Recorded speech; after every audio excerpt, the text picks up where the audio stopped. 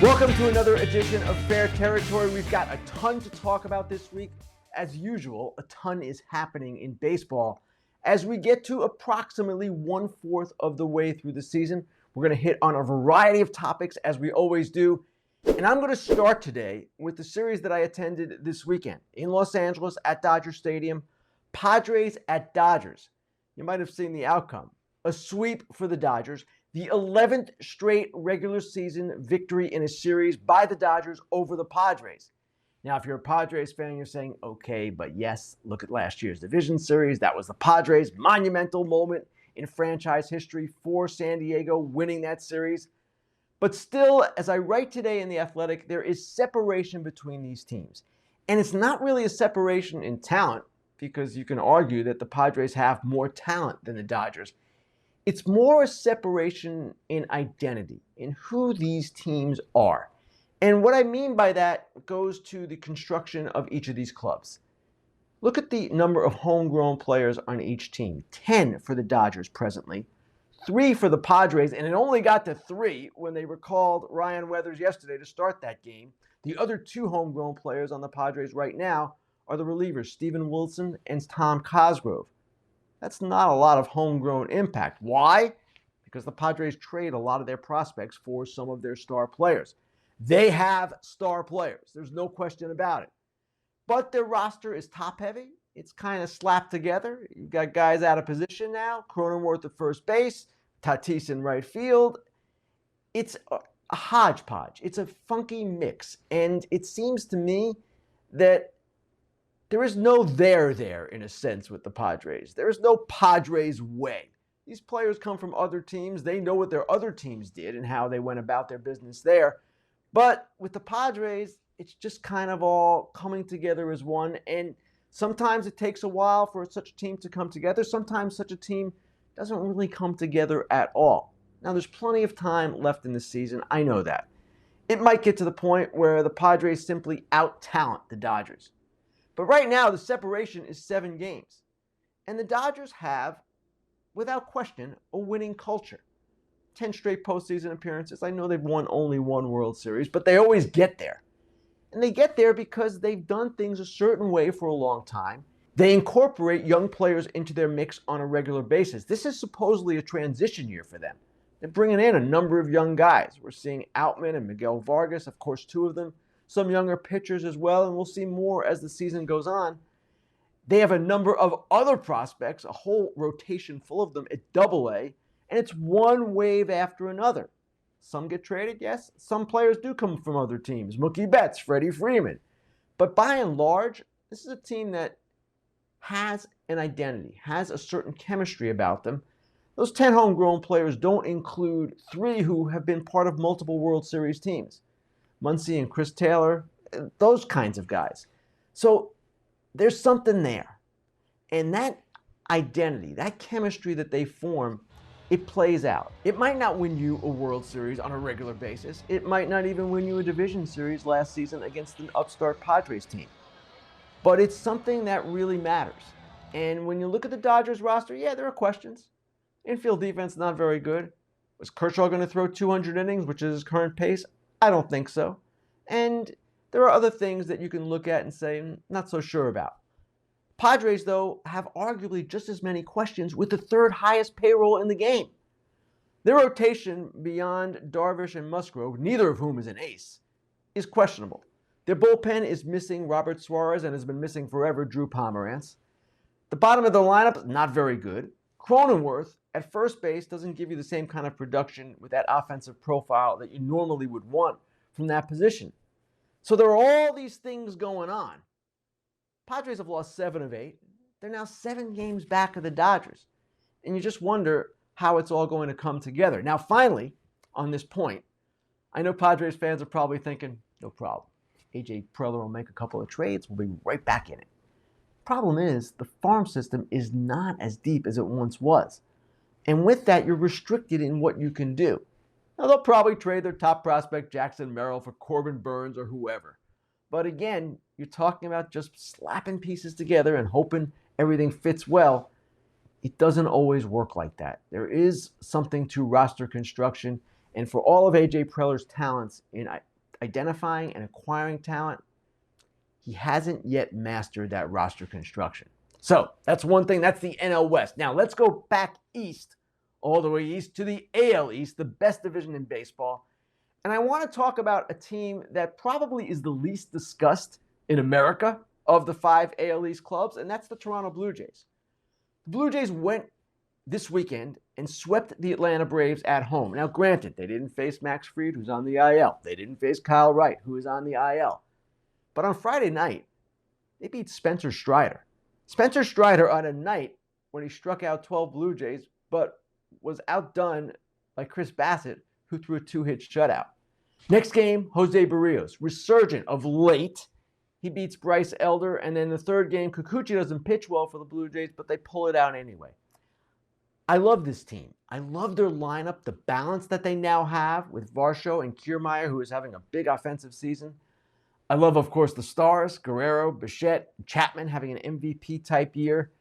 And their rotation at times can be as good as any. Now, Manoah has not been great so far, but Bassett has come on. Barrios has been better. Kikuchi has been better, except for that one start the other day. And it just seems to me that while they're currently, 6 out, with Tampa Bay playing as well as they are, the Jays have a chance to do something special this season. I'm not saying it's going to happen, but the talent on that roster, it makes you wonder just how far they can go. They've now won 6 of 7. Remember, they had that horrible sweep in Boston when they were swept by a team they dominated last year. This run started right after that. So it's a team to watch. It's a team in a division that is absolutely stacked. The Orioles, we will talk about them a little bit later. The Rays, what else is there to say? Great split with the Yankees this weekend. Hard-fought games. The Yankees played great. Huge wins by New York on Friday and Saturday night. But the Rays come back on Sunday, barely held on. You saw the Jason Adam expression when Judge nearly hit the home run, 2 outs in the 9th inning. But they did hold on, and they remain the team to beat in this division. And even the Red Sox, of course, have proven quite competitive. But watch out for the Jays. I still like what they're doing. I love their talent. I love their roster. Yes, you can always point to different things with every team, and that will be the case with Toronto as well. But if they can get Springer going, and they can get Manoah going, I know pieces don't always click at the same time together, they're going to be quite formidable, and they are a team to watch in the AL East. Time now for the Inside Dish, in which I go deeper on a story developing in Major League Baseball, or perhaps a story I've written. This week, I want to talk about 2 different things. One, arguably, is the biggest story in baseball right now. The other might have flown under the radar, but we'll get to that and we'll explain it as we go on. The first story, the one that I say is arguably the biggest in baseball, that's the Willson Contreras saga, which resumes Monday night with Willson Contreras back behind the plate. A very short exile, as it turns out, from the catching position. And this has been one of these stories that has been surprising at every turn. Now, it seems that Willson is back behind the plate tonight, Monday night, because he wants to be. He told the Cardinals it's time. And because Jack Flaherty, who is pitching tonight and who has struggled, wants Contreras to catch him. But let's go back to, what was it, May 6th? Not that long ago. 35 games into the season. That's when the Cardinals began this saga by announcing that Willson Contreras is not going to catch for some undetermined amount of time. At that point, I spoke with the Cardinals president of baseball operations, John Mozeliak, and here's what he said. This is going to take a little time to get to where we feel he understands the expectations of what this role is for us. Take a little time, is what he said. Some of the things we expect, some of the things about the game we've become accustomed to, I think he realized it's going to require more preparation. Now, the question is, can that happen? I guess we'll have to find out. Reporters asked Willson Contreras yesterday, has he changed anything in his preparation? He basically said no. So what the heck is going on here? I want to go back to the winter meetings, back when the Cardinals signed Willson Contreras to a 5-year, $87.5 million free agent contract. At that time in San Diego at the winter meetings, I saw someone with the Cardinals, and I basically said, what are you guys doing? You had the all-time greatest defensive catcher, Yadier Molina, and you're signing a guy who the Cubs basically turned away from because they did not like his game calling and game preparation. And the Cardinals basically said then and now, we had this great 3.5-hour meeting with Contreras. He said all the right things. We think we can figure this out. No problem. 35 games into the season, there was a problem. Now there's no problem again. Now, Willson Contreras is a very good player, a very good offensive player for sure. And actually, the passion he brings, the savvy he brings, you saw what he did to Kenley Jansen the other night. He completely got inside his head with this pitch clock stuff, messing around in the box. Brilliant. He does not have the best reputation as a defensive catcher. The Cardinals should have known this. They had to know this. And one other thing on this. The Cardinals had a chance this offseason to trade for Sean Murphy, like every other team. Sean Murphy was out there. The A's were going to move him. There was not much doubt about that. The A's asked a lot, for a lot. They asked for Lars Nootbaar, Brendan Donovan, a pitching prospect named Gordon Graceffo, at least 2 of those 3 guys, maybe all 3. Depends on who you believe. St. Louis Post Dispatch heard it one way. I heard it another. Those were the names. Cardinals didn't want to do it. Too much to give. We can't trade these guys. They've got a zillion outfielders, but they didn't trade any. They didn't trade any for Sean Murphy, and they didn't trade any for Pablo Lopez, a guy that they could have used. And here they are with a free agent catcher that they have for 5 years at big money, when they could have had, if they had given up the talent, admittedly good talent, a guy that would have fit them really well because he's a great defender and would have been kind of along the lines of what they've done before. Go back to Mark McGwire, Matt Holliday, Nolan Arenado, Paul Goldschmidt. 4 players the Cardinals traded for and then signed long-term. Sean Murphy signed almost immediately long-term with the Braves. I think he probably would have signed long-term with the Cardinals. So the whole thing has been curious and curiouser, and it continues Monday night, and we'll see what happens with this. All I know is Jack Flaherty needs to pitch well.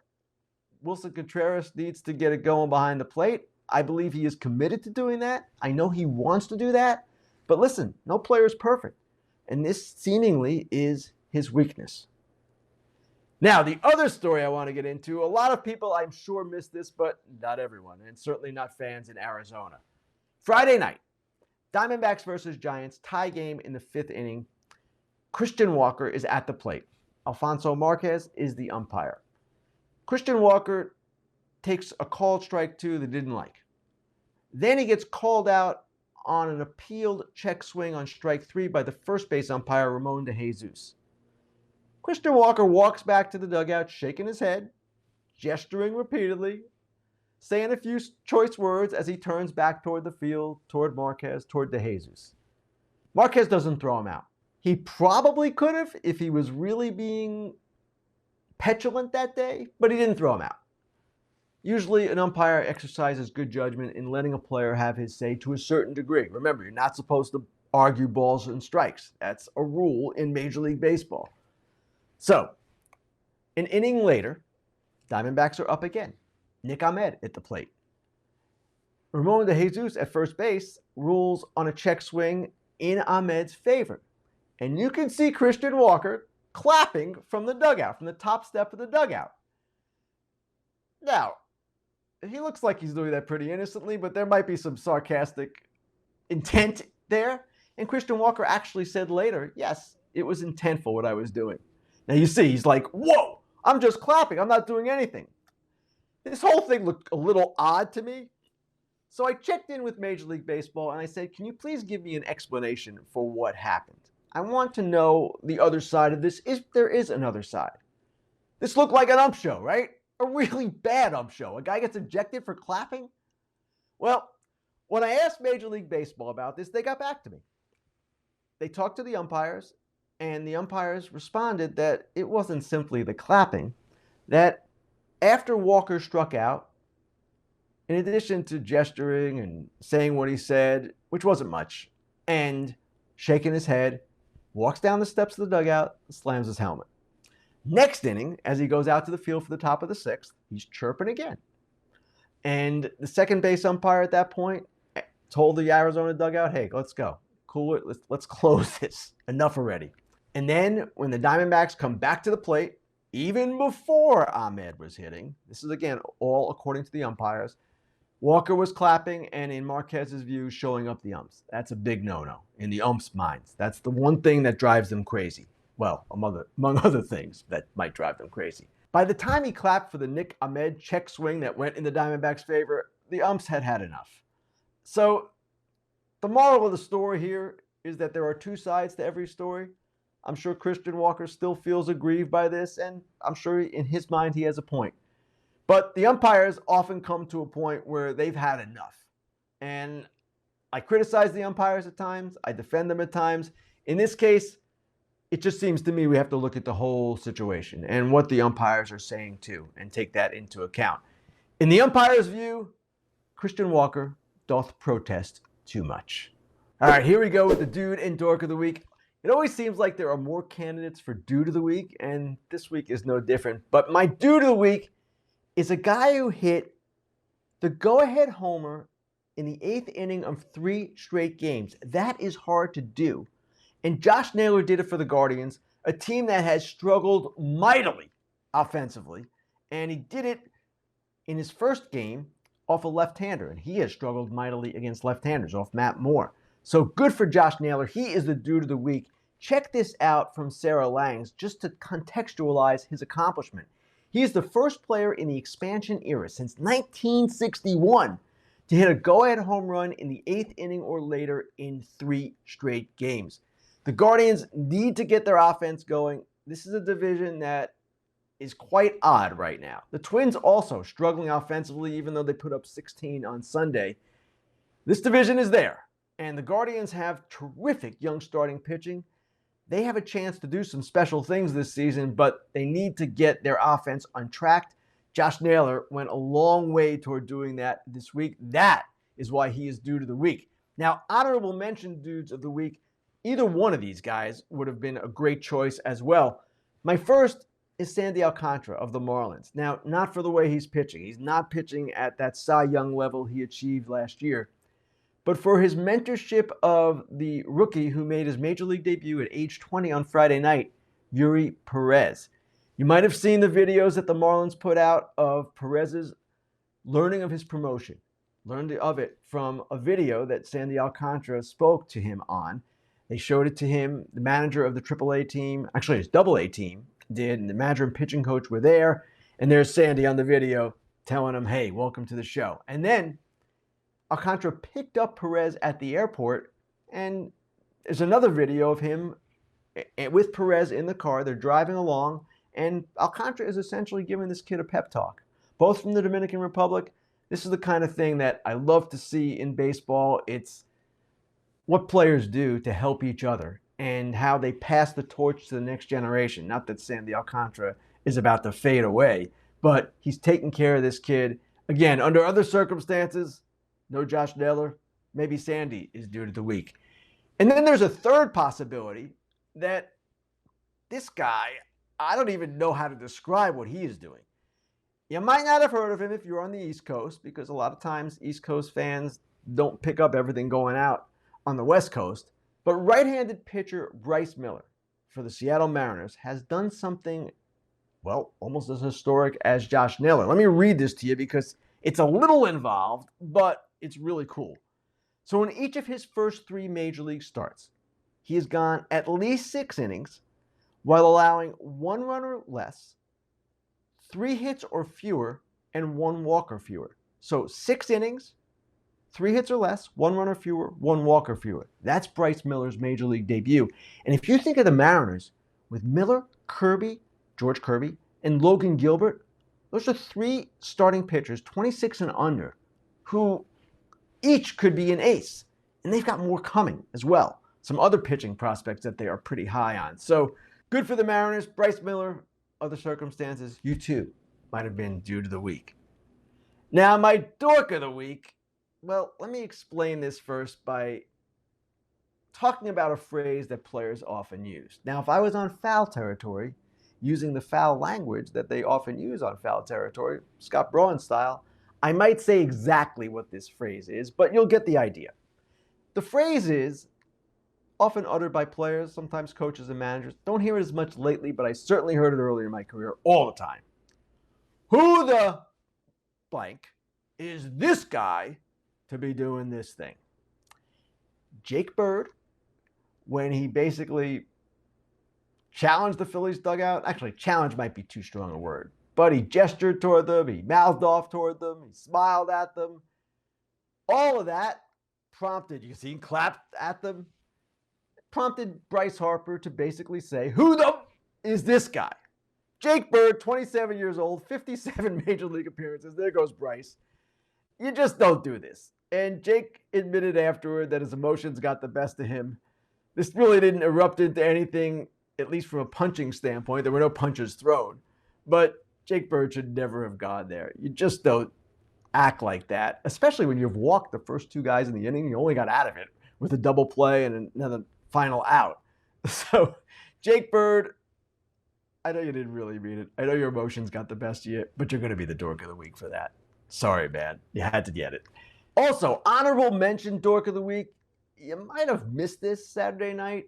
If you're in New York or Washington, you probably didn't miss it. The nearly 4-hour delay before the Mets-Nationals game was suspended until the next day. Let me give you the timeline. Game starts at 4:05. Delay begins at 4:43 after 38 minutes. And there are no updates given at the Nationals ballpark until 8:38 when they announced that the game is suspended. That's almost 4 hours of nothing. Now, I could go on here and talk at length about my feelings, but I couldn't do it as well as the SNY broadcasters did. So let's show you exactly what they said after this decision finally came down, because it was a bit outrageous, to say the least. And we just got this information that today's game has been suspended and will be part of a split doubleheader tomorrow, which is unprecedented to have the completion of a suspended game part of a split doubleheader.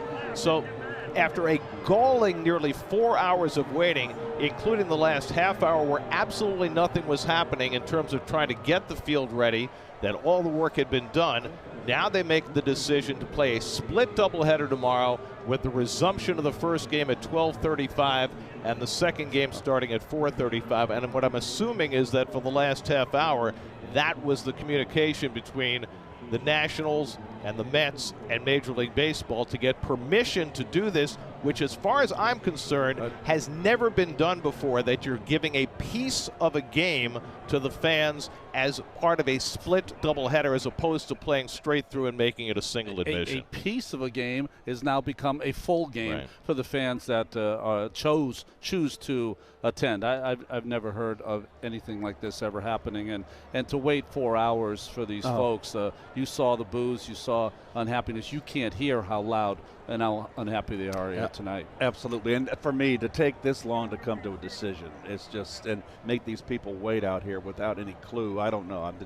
That's to me is unconscionable. It's really a shameful episode on the part of Major League Baseball to permit this to happen and then to come to this kind of a resolution to charge fans twice tomorrow rather than playing straight through with the completion of the suspended game. All right, that is Gary Cohen, Ron Darling, and Keith Hernandez, three of the absolute best. And I can assure you, if this had happened at the Mets home park, Citi Field, they would have had the same reaction. That's not where they're coming from. They're not ripping the Nats. They're really ripping Major League Baseball. Now, I should add that fans who could not attend the resumption of this game the next day, the split doubleheader, they could exchange their tickets for a future game at Nationals Park. But the point the broadcasters made there is absolutely right. You cannot leave people in the dark for 4 hours and just have nothing said. It's just wrong. It's disrespectful of your fans, and it's something that baseball's got to get better at. This happens once in a while. Not often, but it happens once in a while, and it just makes you scratch your head and wonder, what the heck are they thinking? Looking ahead this week, I've got Dodgers at Cardinals on Fox Saturday, and I am looking forward to this one. Looking forward to seeing the Cardinals circus up close and in person. This is a big week for the Cardinals. As we talked about earlier, Contreras resumes catching Monday night in a series against the Brewers, a big series, of course, in the division. And then the Dodgers, red-hot Dodgers, 16-5 in their last 21, come to town in St. Louis So it's going to be quite interesting to see how the Cardinals play this week. They've done a great job, 6 of 7, since they're absolute nadir, but they've got a long way to go. All right, now it's time for some fan questions. Let's get to them. First one comes from Jack, KC sports fan, JY. Do the Royals move Aroldis Chapman before the deadline? Like now, do the Royals lock down Vinny, Singer, Bobby Witt Jr. long term? All right, first on Chapman. I wrote about this last week, and you guys know this, people who follow the game. Trades generally do not happen in May or even early June, not even often in late June. Teams just aren't ready to give up prospects, big-time prospects, and that's what other teams, the teams with players to trade, require at this time of year to give up that much control. The Royals are open to trading Aroldis Chapman right now. They're getting calls on Aroldis Chapman right now, but they have a certain price that they want met, and if it's not met, they'll just hold him, and in their mind, hopefully his value keeps building. It's odd because your value can only build so much when your club control is diminishing, but that's the strategy teams take when they can't get their price right now. They just wait. As for those long-term contracts, Vinny Pasquantino, maybe at some point. Brady Singer's got to pitch better. And Bobby Witt Jr., I have a hard time believing he's going to sign one when he sees what all these free agent shortstops are getting. Royals know this. It's going to be difficult to keep him. All right, next fan question. This comes from seemingly depressed discount Dave Franco. Go Grado Nego. Okay, whatever. Are the Orioles for real? Oh, and he gives the answers to the question. Spoiler alert, yes. Fair question. A lot of fans are probably wondering, are the Orioles really this good? And I was wondering the same until last weekend when they played the Braves really tough. Won the first game in that series in Atlanta, 9-4, then lost 2 one-run games, the second in 12 innings. It was just impressive the way they stood up to the Braves and just played them almost evenly. And then they go back to Baltimore and win 2 of 3 from Tampa Bay. Now, that's 6 games against really good teams, and the Orioles fared very well. They're in a tough part of their schedule now. 22 straight games with a winning record. 22 straight games against teams with a winning record. They're 5-4 so far, coming off the 2 of 3 with the Pirates this weekend. And yes, they're for real. Now, the real question for me, and I've said this before, will they act like they're for real from a front office perspective when the deadline comes and it will be time to add? It's time to add. If they're still in it in July, yes, they need to go forward. Final question comes from Felipe at Ocean Drive Z. Felipe asks, how bad is Rodon's injury? I've been seeing conflicting reports on when and if he'll even come back this season. Good news, Felipe. He's throwing again. Threw on Saturday and Sunday, 60 to 75 feet. These are baby steps. And remember, he first had the forearm issue and then the more troublesome issue that has arisen of late, the back problem. A problem that he described at one point as chronic. Now, it seems to me he misspoke. If it was chronic, he would not have passed his physical and gotten 6 years and $162 million from the Yankees. But certainly it's been a problem. He is still a long ways away, probably 6 weeks, but fully intending to pitch this season, and the Yankees are fully intending to have him pitch this season. He would be the equivalent at this point of a trade deadline pickup, and a really good one. Now, we've been talking about some honorable mentions with Dude and Dork of the Week. Let's do one with the fan questions. I'll show you one more. This gets our honorable mention from the fan questions. This comes from that guy Garrett at Gary Stud 94, and he says, oh my goodness, I made it on Ken's show. You sure did.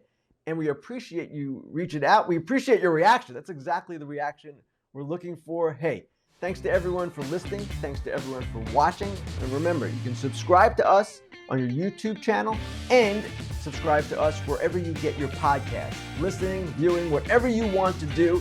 I want to thank everyone again. We'll be back next week. Fair Territory with Ken Rosenthal. Foul Territory fans, listen up. Our friends at BetMGM are running an MLB Bet $10, get $100 instantly promo with the bonus code SPICYMLB. Here's how it works. Sign up and deposit at least $10 into your newly created account. Download the BetMGM Sportsbook app on iOS or Android. Place a pre-game moneyline wager of at least $10 on any MLB team to win at standard odds price, and you will receive $100 in bonus bets instantly. If you sign up in Massachusetts or Ohio, you receive $200 in bonus bets. Use the bonus code SPICYMLB.